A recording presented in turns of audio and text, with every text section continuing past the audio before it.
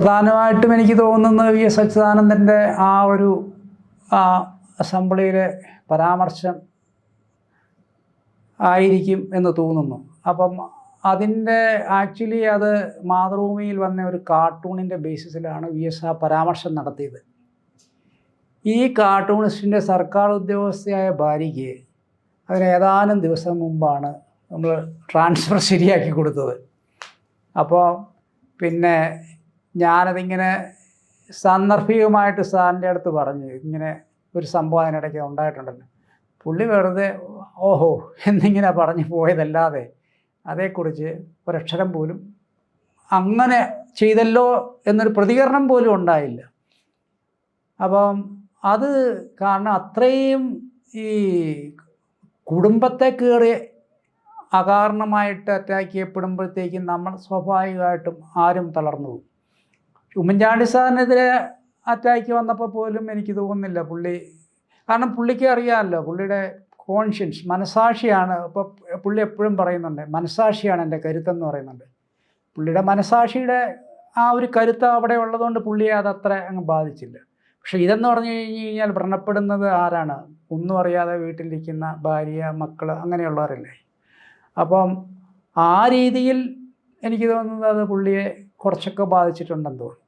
ഈ സോളാർ കേസിൽ പിണറായി വിജയൻ്റെ ഏതാണ്ട് 1 മണിക്കൂർ നീണ്ടു നിന്ന ഒരു പത്രസമ്മേളനം ഉണ്ടായിരുന്നു. ഉമ്മൻചാണ്ടി സാറിനെതിരെ ബലാത്സംഗത്തിന് കേസെടുക്കും എന്നും പറഞ്ഞുകൊണ്ട്. അന്ന് വേങ്ങര ഉപതെരഞ്ഞെടുപ്പ് വോട്ടെടുപ്പ് നടന്നുകൊണ്ടിരിക്കുമ്പോഴാണ് ഈ പ്രഖ്യാപനം ഉണ്ടായത്. സത്യം പറഞ്ഞു കഴിഞ്ഞാൽ അതൊക്കെ നമ്മളൊക്കെ ആ പത്രസമ്മേളനം കേട്ടിരുന്ന് നമ്മുടെ ശരീരത്തിൽ ഒരു വിറയൽ കടന്നുപോയി. അത്രയും അന്ന് സാറിന് എത്രയാണ് 79 വയസ്സെങ്ങാണ്ടുണ്ടെന്ന് തോന്നുന്നു. അത്രയും പ്രായമായ ഒരാളെ പിന്നെ റേപ്പ് കേസിൽ ചാർജ് ചെയ്യാനായിട്ട് ഗവൺമെൻറ് തീരുമാനിക്കുക എന്ന് പറഞ്ഞു കഴിഞ്ഞാൽ പിന്നീട് അതവർക്ക് പിന്നീട് മയപ്പെടുത്തിയും എന്ന് പറഞ്ഞു കഴിഞ്ഞാൽ അന്ന്, അതായത് ഒരു ജുഡീഷ്യൽ കമ്മീഷൻ്റെ റിപ്പോർട്ടിൻ്റെ ബേസിസിൽ, അതിൻ്റെ ഫൈൻഡിങ്സിൻ്റെ ബേസിസിൽ നമുക്ക് കേസെടുക്കാൻ പറ്റത്തില്ല. പിന്നെ അതൊരു പ്രോസസ്സിൽ കൂടി, ഉചിതമായ ഒരു പ്രോസസ്സിൽ കൂടി കടന്നു പോയി അതിൻ്റെ ഫൈൻഡിങ്സിൽ മാത്രമേ നമുക്ക് കേസിടാൻ പറ്റത്തുള്ളൂ. അപ്പോൾ അത് പോലീസ് അന്വേഷിക്കണം. അപ്പോൾ അത് ചെയ്യുന്നതിന് മുമ്പാണ് മുഖ്യമന്ത്രി ഈ പ്രഖ്യാപനം നടത്തിയത്. അപ്പോൾ അതുകൊണ്ട് തന്നെ അവർക്കത് പിന്നെ അസംബ്ലി വെച്ചപ്പം അവരത് തിരുത്തി, അന്വേഷിക്കും എന്നായി. അപ്പം ഈ ജുഡീഷ്യൽ കമ്മീഷൻ്റെ ഈ ശുപാർശയെ ഒരു പോലീസ് അന്വേഷണത്തിന് വിധേയമാക്കി ഒരു ഫൈൻഡിങ് നടത്തി അതിൻ്റെ അടിസ്ഥാനത്തിൽ വേണം കേസ് ചാർജ് ചെയ്യാനായിട്ട്. അപ്പോൾ എന്തായാലും ഗവൺമെൻറ് ആദ്യം ഒരേ DGPയെ വെച്ചു. പുള്ളി കൂടെ അന്വേഷിച്ചിട്ട് പറഞ്ഞു വലിയ രക്ഷയില്ല. രണ്ടാമതൊരു DGP അന്വേഷിച്ചു.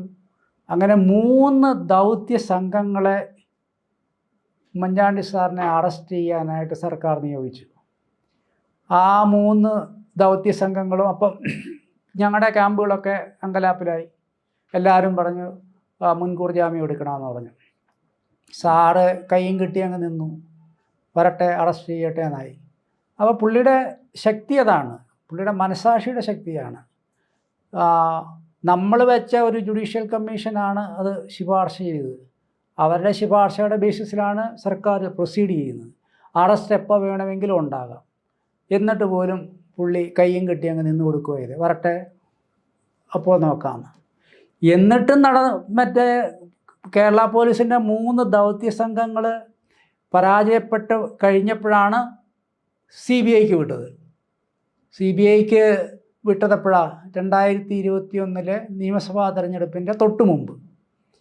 അതും 10-34 കേസുകളിൽ പ്രതിയായിട്ടുള്ള, അബ്സ്കണ്ടിങ് ആയിട്ടുള്ള ഒരു പ്രതിയെ ഓഫീസിൽ വിളിച്ചു വരുത്തി ഒരു കടലാസിലൊരു പരാതി എഴുതി മേടിച്ച് അവർക്ക് CBIയുടെ ഡൽഹിയിൽ പോയി CBI ആസ്ഥാനത്ത് പോയി അതിൻ്റെ മേലധികാരികളെ കാണാനുള്ള അവസരം ഉണ്ടാക്കി കൊടുത്ത് അതിനുശേഷമാണ് CBIക്ക് വിട്ടത്.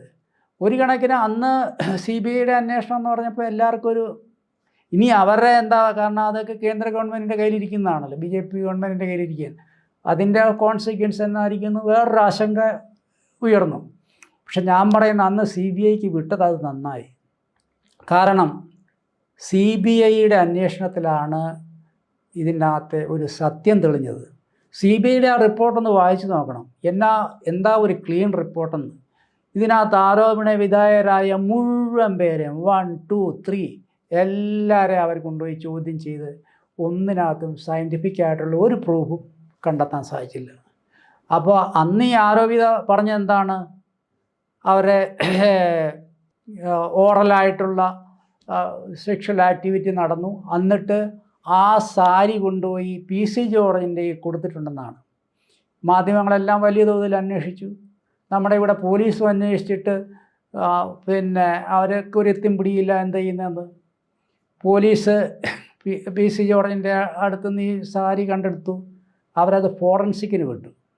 ഫോറൻസിക്കിന് വിട്ടപ്പം അതിൽ പിന്നെ സലൈവയോ അല്ലെങ്കിൽ സെമനോ അങ്ങനെയുള്ള യാതൊരു സംഭവവും ഇല്ല. അപ്പം PC ജോർജ് നിലപാട് മലക്കം പറഞ്ഞു, ഇല്ല ഞാൻ അങ്ങനെയൊന്നും പറഞ്ഞിട്ടില്ല എന്നും പറഞ്ഞ് മലക്കം പറഞ്ഞു. അപ്പം അതിനകത്ത് ഏറ്റവും പ്രധാനപ്പെട്ട ആരോപണം എന്തായിരുന്നു, അത് ഈ ഫോറൻസിക് പരിശോധനയിലൂടെ പുറത്തു വന്നു. അതുപോലെ തന്നെ ഇവർ പോലീസിൻ്റെ അടുത്ത് ഇതിനകത്ത് 2 ആക്ഷേപമാണുള്ളത്. ഒന്ന് ഈ സെക്ഷൽ ആക്ടിവിറ്റിയും, ഒന്ന് പിന്നെ സാമ്പത്തിക ഇടപാടും. ഈ സാമ്പത്തിക ഇടപാട് ഈ പൈസ കൊടുക്കുകയും വാങ്ങിക്കുകയും ചെയ്യുന്നതിന് രേഖകൾ അല്ലെങ്കിൽ സാക്ഷികളൊക്കെ ഉണ്ടാകുമല്ലോ. അപ്പോൾ ഇവിടെയുള്ള മീഡിയ മൊത്തം അതങ്ങ് മുഖവിലയ്ക്കെടുത്ത് അങ്ങ് വിഴുങ്ങി.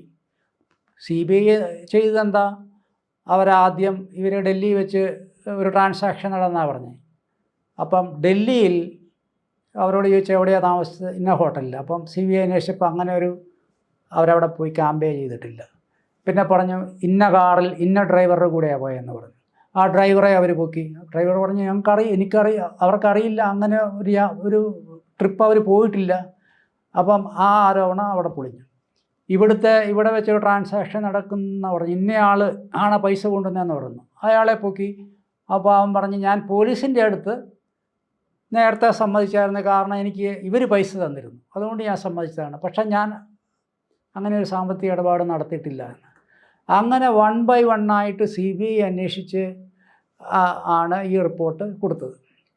അപ്പോൾ CBIയുടെ ഫൈനൽ റിപ്പോർട്ട് വന്നപ്പോൾ അതിനെതിരെ ഒരു അപ്പീൽ പോയി. അപ്പോൾ അന്നത്തെ CCTV ദൃശ്യങ്ങളും ഫോൺ കോൾസുകളും ഒന്നും പരിശോധിച്ചിട്ടില്ല എന്നൊക്കെയായിരുന്നു അതിനകത്തെ പരാതി. അപ്പം അന്നത്തെ CCTV ദൃശ്യങ്ങളെന്ന് പറഞ്ഞു കഴിഞ്ഞാൽ എപ്പോഴാണ്, 2013 പരാതി കൊടുക്കുന്നത് 2022, ഏതാണ്ട് 10 വർഷം പുറകിലുള്ള CCTV ദൃശ്യങ്ങളൊന്നും കിട്ടത്തില്ല എന്ന് അറിഞ്ഞുകൊണ്ടാണ് ആ പരാതി കൊടുത്തത്. അതുപോലെ ഫോൺ കോൾ റെക്കോർഡ്സ് ആണെങ്കിലും അത്രയും പഴയത് ഒരിക്കലും കിട്ടത്തില്ല. ഇപ്പോൾ ചിലപ്പോൾ അതിനുള്ള സാങ്കേതികവിദ്യയൊക്കെ വളർന്നു കാണുമായിരിക്കും, പക്ഷേ അന്നത് ലഭിക്കുമായിരുന്നില്ല. അപ്പോൾ അങ്ങനെ പറഞ്ഞുകൊണ്ട് CBI അവരുടെ ഫൈനൽ ക്ലോഷർ റിപ്പോർട്ടും കൊടുത്തു. പക്ഷേ ഭാഗ്യത്തിന് ആ ക്ലോഷർ റിപ്പോർട്ടും കണ്ടിട്ടാണ് സാറ് മരിക്കുന്നത്. അപ്പം ഒരു ക്ലീൻ ചിറ്റോടുകൂടി തന്നെ ഉമ്മൻചാണ്ടി സാറിന് ഈ ലോകത്ത് നിന്ന് വിടവാങ്ങാൻ സാധിച്ചു.